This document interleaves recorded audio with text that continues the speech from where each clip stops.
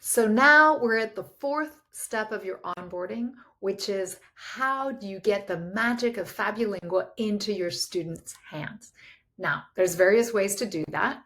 Down here in your classroom, you can either launch class, which means you can launch that app directly in your laptop, or if you want to get it into the students' devices, you would click here on Student Access. And as you can see, there are 3 ways to give students access to the FabuLingua app. The first one is if they have a laptop. This is what they will use in order to access the web app, which is just a web browser. They have a unique link. If you hover over here and click, you will copy that unique link and then paste it into whatever communication system you have for letting your students know where to go. Or you can just click here and email them directly or text or whatever.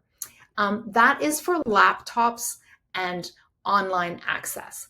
If your students have got tablets or phones, this is what you would use, the middle one. You would get them to scan this QR code, and that will open up the FabuLingua splash screen for our app.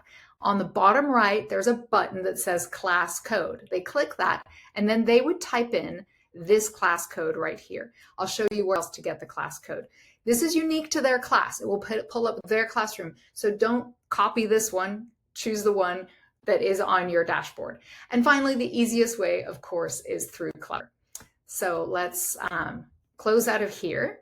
And right now, I'm going to go ahead and launch it on your own laptop so you can see what the students will see and how they will know where to go on FabuLingua Island. So the first thing is to say that when you open up a class, it opens up with all of the student profiles. So the student goes in and selects their own profile. And then that takes them into their view, as you've set it up, of FabuLingua World. Now, I'm going to go back to our classroom. I'm going to show you which story we had unlocked. Remember here, we went to select stories, and we had unlocked the free story. And I just want to bring your attention here, location 1, Captain's Cove. And these are the 2 characters that represent that story. So now let's go back into the app, and you're going to see that all the locations are locked for that student except for location 1. So that's the only place that they can travel to. So they're going to open that up, and they're going to see this is the story that's unlocked. How do they know that? Well, these characters have a speech bubble and they're wanting to tell their story. That's how they know that location is unlocked. Here, these other characters don't have a speech bubble. That location, those stories are not unlocked. So, and if, so they would go in here, click on the characters, and then start the story that you have assigned, that you have unlocked.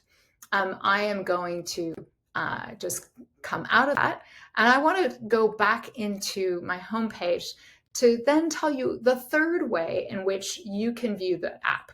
And it's up here on the top left. It's the teacher view.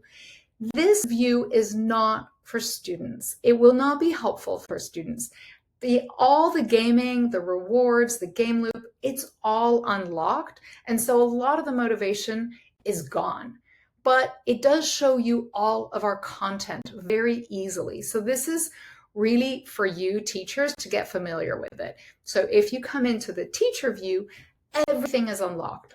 All the locations, all the stories, and page skip is enabled, which means you don't have to sit there and listen to the narrator talk and read the whole page. You can just go skip, read it yourself, get in a quick idea of what's what, and then decide whether that story is right for you. Here you can see this is the teacher view. All the locations are unlocked. And if we go back into that same location there, you're going to see this time that all of the characters are unlocked, which means all of their stories are unlocked. Anyway, I'm going to close out of there. And those are the various ways, the 2 down here, for putting it in your students' hands or for you to explore a little bit more. Now, the next step is how do you track your student progress?